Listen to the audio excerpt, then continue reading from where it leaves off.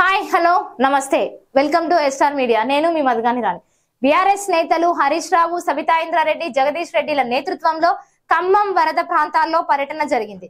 సూర్యాపేట జిల్లా నడిగూడెం మండలం రామచంద్రాపురం గ్రామంలో భారీ వర్షాలకు సాగర్ ఎడమ కాలువను గండిపడి కొట్టుకుపోయిన పంట పొలాలను పరిశీలించి పంటలు నష్టపోయిన రైతులకు పరామర్శించిన మాజీ మంత్రులు హరీష్ రావు, జగదీష్ రెడ్డి, సబితా ఇంద్రారెడ్డి, ఎమ్మెల్యేలు కౌశిక్ రెడ్డి, వివేకానంద గౌడ్, ఎమ్మెల్సీ షంబీపూర్ రాజు, మాజీ ఎమ్మెల్యేలు ఘాదరి కిషోర్ కుమార్, చిరుమూర్తి లింగయ్య, మల్లయ్య యాదవ్, భూపాల్ రెడ్డి, మాజీ ఎంపీ లింగయ్య యాదవ్. స్పాట్ లో మీడియాతో మాట్లాడిన మాజీ మంత్రులు, ఖమ్మం జిల్లాకు నీళ్లు తీసుకుపోయేందుకు ఏప్రిల్ నెలలో ఎక్కడికక్కడ మేకర్లకు సీల్ వేసి లాక్ వేసింది ప్రభుత్వం. ఆ లాక్లను సీళ్లను మళ్ళీ ఓపెన్ కూడా చేయలేదు.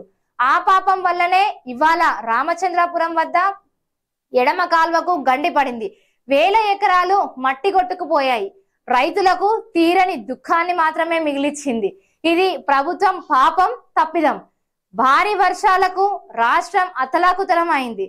ఇవాళ నడిగూడెం మండలం రామచంద్రాపురంలో సాగర్ ఎడమ కాలువకు గండిపడ్డ స్థలాన్ని మేం కూడా పరిశీలించాము. సీఎం రేవంత్ అనాలోచితంగా, అనగాహన రహితంగా ఉన్నాడు. బీఆర్ఎస్ పై ఆరోపణలు చేస్తూ కాలయాపన చేస్తుండు. ఆయనకు పెళ్లికి సావుకి కూడా తేడా కూడా తెలియడం లేదు. నవ్వుతూ ఫోటో షూట్లు చేస్తూ ఎంజాయ్ చేస్తున్నాడు సీఎం రేవంత్. ఖమ్మంలో ప్రజలు చనిపోవడానికి కారణం కూడా ఈ మంత్రులే. కనీసం ఒక్క హెలికాప్టర్ ఏర్పాటు చేయలేని అసమర్థ ప్రభుత్వం ఇది. అంత నష్టపోయాక ఇవాళ ముసలి కన్నీరు కారుస్తున్నారు. ప్రజలను గాలికి వదిలేశారు. జల్సాలు చేస్తున్నారు. ఇక్కడ వందల ఎకరాలు పూర్తిగా మట్టి కొట్టుకుపోయింది. ఇసుక రాళ్ళు మేటలు వేసింది. మా బీఆర్ఎస్ కార్యకర్తలు కార్యక్షేత్రంలో ఉండి అందరికీ సాయం అందించారు.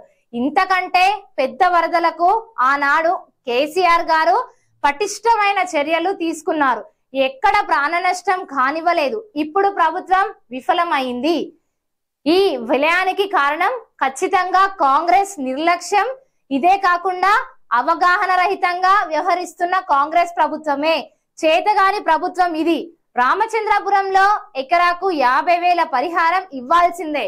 రాష్ట్ర వ్యాప్తంగా నష్టపోయిన పొలాలకు 30,000 ఇవ్వాలి అంటూ బీఆర్ఎస్ నేతలు డిమాండ్ చేశారు. ఇక తెలంగాణ వ్యాప్తంగా భారీ వర్షాలతో వరదలకు ప్రజలు అష్ట కష్టాలు పడుతుంటే రేవంత్ రెడ్డి మాత్రం తన ఇంట్లో సరిపోదా శనివారం అనే సినిమా చూసుకుంటూ కూర్చున్నాడు. తన ప్రభుత్వం విఫలమైన ప్రతిసారి దాడులు చేయించి రేవంత్ ఆ సమస్యలను పక్కదారి పట్టిస్తున్నాడు.